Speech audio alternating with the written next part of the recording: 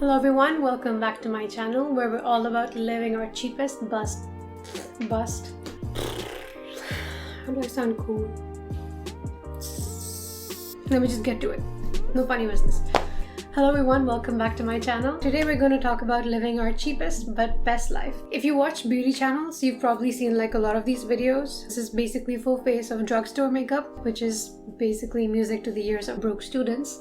I don't know, there's just something about feeling your best and looking expensive and put together on a budget. It just makes you feel like it's an art. It feels so satisfactory. So, oh shit. So a lot of these products are cult favorites, however some of them are kind of underrated, unheard of, so that's just what works for me. If you'd like to see it done on my face, then keep on watching. Alright, so first we always start with skin prep. Since we're sticking to the drugstore theme, I'm going to use everything, even skincare and skin prep, which is drugstore. This is the Body Shop Vitamin E. Does it focus? Why doesn't it focus? Why can't you focus? How do they do that? How do these YouTubers do it? Whatever, just take my word for it. It's Vitamin E cream from Body Shop. Ooh, boy, am I out. I love this consistency. It feels like nothing. That's the best consistency. When it feels like nothing. It just feels like you washed your face and it's just hydrated. So since I used this, I don't really use a primer on top. However, I will use the Fix and Protect. This is basically a primer, but it's also sunscreen. So that's why I'm using it. Otherwise, if I use a sunscreen instead, I would just skip it.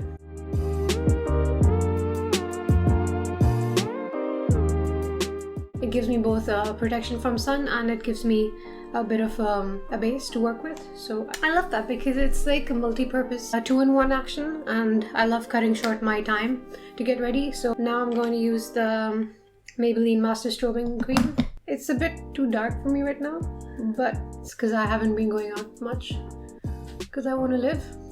I mean, I do go out to get groceries and stuff, but it shears out to the point where it just looks like a beautiful glow on the face. Lip balm? Yes. I like to do this in the beginning of the routine, so by the time I get to the lips in the end, they're all plump and moisturized and not as cracked up. Oh, and I love this guy because this also has SPF 50. Remember, your lips are part of your skin too. You need to put SPF on top of your lips as well. It has a bit of pinky color, so I like it. It's really nice for days when you don't want to wear makeup. Next, I'm going to use foundation. Rimmel Match Perfection. This also has, I think, all, if not a lot, of my face products have SPF. That was loud. Sorry. And I don't like really high coverage because I just don't like the way it looks on my face. So I apply a tiny amount and I just shear it out. Alright, so I just blend this out. It's just basically to even out my skin tone. I don't put anything under my eyes because I don't like a buildup of product. Boom. Next, concealer. I'm going to mix my Maybelline Age Rewind and the Revolution Conceal and Define. You can see this. Why doesn't it focus? How do they do this? Well, you can see. I don't know if you can see, but I'm telling you, again, it's almost out. I got rid of the sponge thing and now it just looks weird. I just push it out and it goes up. I take a dollop of this because this is really yellow. I take a little bit of the Conceal and Define because that's a bit peachy, and I mix it to get the perfect shade. And the Age Rewind is really high coverage, so you just need the tiniest amount. I don't know who invented the whole triangle thing, but they're not your friend. I've never seen it look good like in person. This itself is too much, and I have a lot of dark circles. So I use the excess to just reverse contour, so I just lighten the area under my cheekbones and along in the nasolabial fold. I just wanted to say nasolabial fold. Next, while that dries, I'm going to do my brows. Why am I rushing? This isn't a makeup challenge. I'm going to take my time. Okay, is it just me or does anyone else find it weird how no high-scale YouTuber does their brows on camera? Like, what's the secret? Like you're doing a blend that takes you 10 minutes, but you can't show 2 minutes of your brow routine. Like, okay guys, I'm gonna do my brow off camera. Back with brow. How? Why? Show us your tricks. Teach us your ways. And don't be selfish. I naturally have kind of full brows. They're not super thick. They're, if I may say so, the perfect thickness. They're not too thick, not too thin. I don't change the shape. If I'm being really nitpicky, yeah, one of them is a bit more straight. So I just like to balance them out and fill in the sparse areas. I don't do much to add too much. Do much to add too much. Do much to add too much. And now I use the butt end, the other side of this brush, and pat it in place. And this wig just looks so much more youthful, and it doesn't look like you're wearing too much makeup. It just looks like, okay, she just probably slept really well. Because the more product you put, the more it's going to crease. Yeah, it'll look flawless in pictures, but there's makeup for pictures and there's makeup for looking good in person. Make sure you know the difference and don't just blindly follow what you see YouTubers do. Even this is too much. Wow, I feel like it's too bright. Where's my brush? My brush is all the way there and I'm too lazy, so I'm just gonna try to use a corner of this and make it work. And I like to use the same brush I use for foundation because it helps it blend easier. Because there's already product in here that helps. And always bring it to your hairline so there's no sharp demarcation. A bit on the jawline.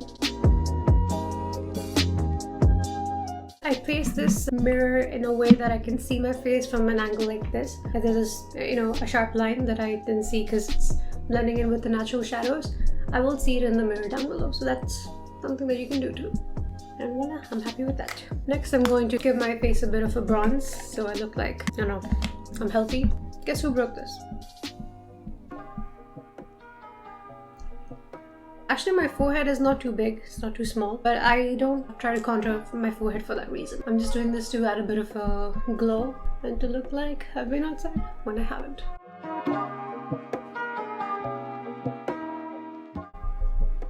And you can see that adds like such a nice glow, like me.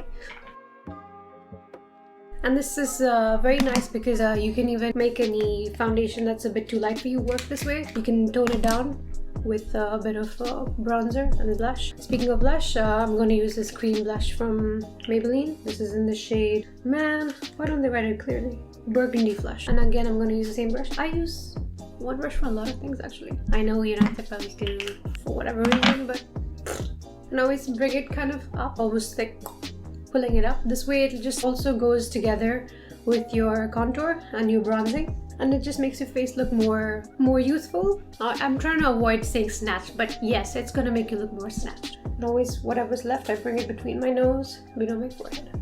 And now I'm going to set the places where I use any cream products in with a translucent powder. Damn it, where's this brush of mine? This is a favorite brush that I use for, you know what, today we're gonna make do with what we have. So I'm gonna use again the butter end of this guy. So I'm just gonna tap a bit. I have dry skin, so I don't really bake.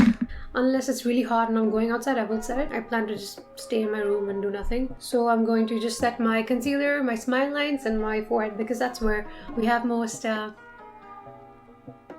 movement, as I demonstrated beautifully.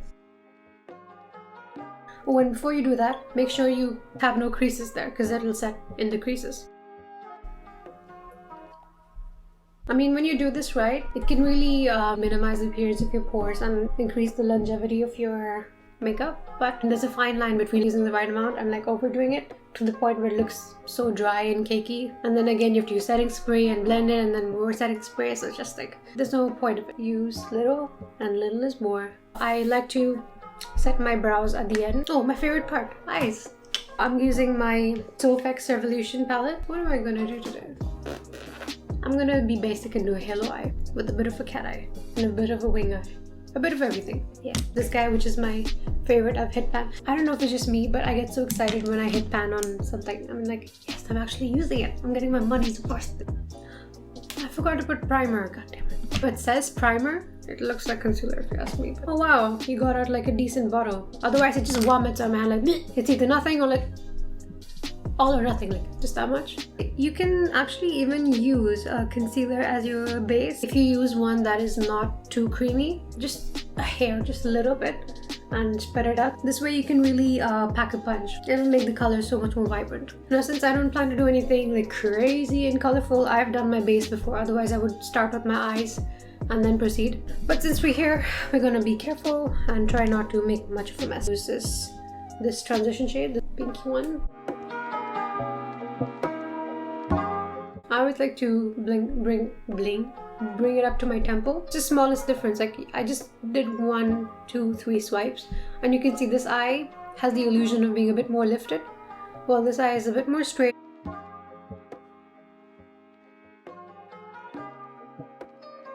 And I like to just bring whatever's left in the nose bridge so I can contour that a bit later. If you start contouring right here and you don't make it, one with your nose bridge where it starts, it looks disconnected and it doesn't really look that put together.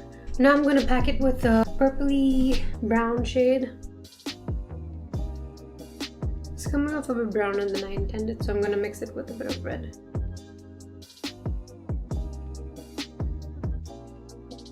I'm going to use a crease brush and dip into both those colors, connect the two.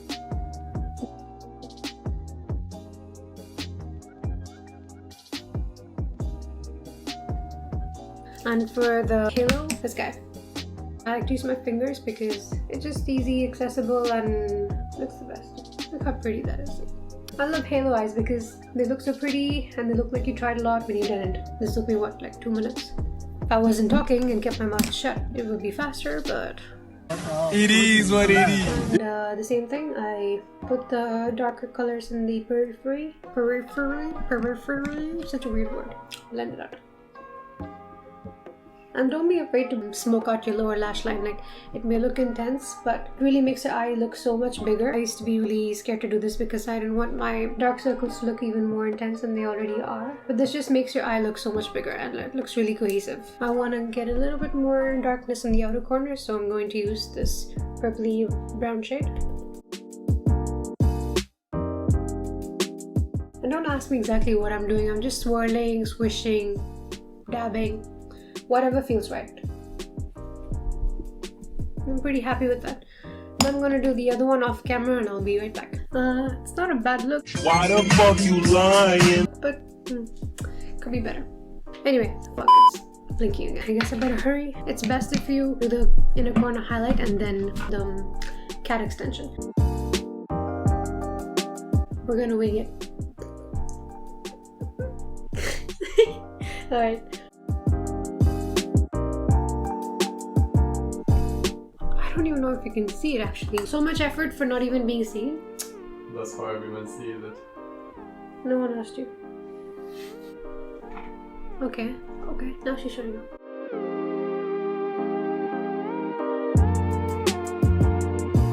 Now I'm going to use a black kohl liner.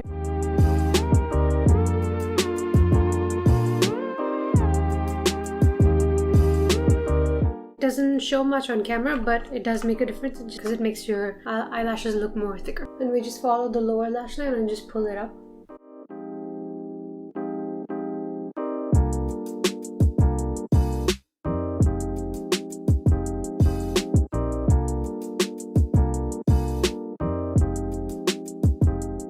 The foxy trend is basically you just make your eyes more elongated. Essentially, you're just pulling it more straight and outwards. Make your eyes look longer but smaller height-wise. That makes sense. And the same thing on the side.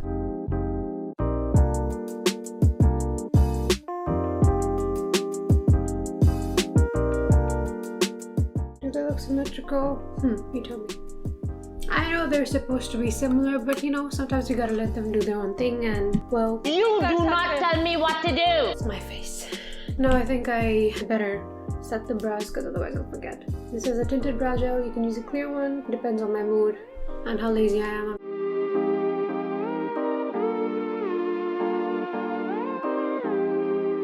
I didn't intend for it to go this extreme, but here we are. Mascara. I'm just going to curl my eyelashes. I finally got a new one that doesn't look like I got it from a dumpster. The other one I've had it for ages, okay, like 5 years or something. 6, 7, I don't even know at this point. Like, if you don't want to do this, you can just use your mascara. Use your fingers to just lift your eyelashes as they're drying. This will give it a bit of a lift. Lash sensation. Oh, when you're taking your mascara out, don't go like... That's just pumping air. You're gonna make your mascara go bad before the expiration, so don't pump it. If you have excess, rub it on the edges. Or if you are a spoiled brat, you can use the tissue and waste tissue and product both. It's up to you. And then I like to wiggle and pull. You know what to do with that big fat butt. Wiggle, wiggle. If you want to make your eyes look a bit more, focus your mascara on the outer corner, or you can wear false lashes.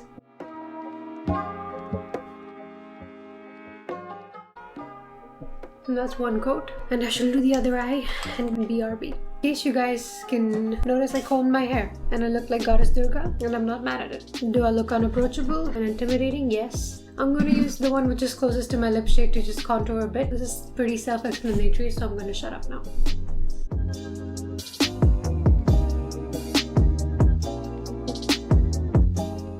When you use a lighter color, if you mess up, you can just easily correct it. But if you use a darker one, it's harder to cover it up. So I like to go in with the lighter color first. You want to tuck in your upper lip. Like, it's like kind of twerking with your lip, like. Okay, looks funny. And I'm blending it with a brush. Less is more again, don't overline to the point where it looks ridiculous. I'm going to combine this orangey color from Sleek, it's called Hellacious, and Melted Chocolate from Maybelline.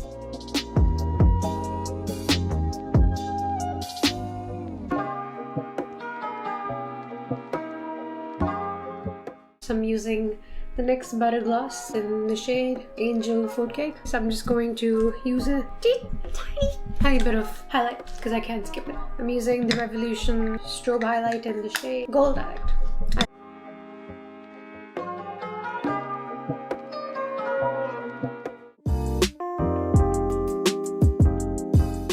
And that was the final video, guys. Final video. I'm not dying, I hope. This just goes to show you don't need to splurge a lot of money to look expensive and put together. You can just use what's available to you. You can look bomb. You can do a lot. So I hope you liked the video, and if you did, please give me a thumbs up and comment down below what you'd like to see next. And all of the products will be mentioned in the description box, so check that. If you like the kind of videos I make, then please consider subscribing. And I'll see you next time.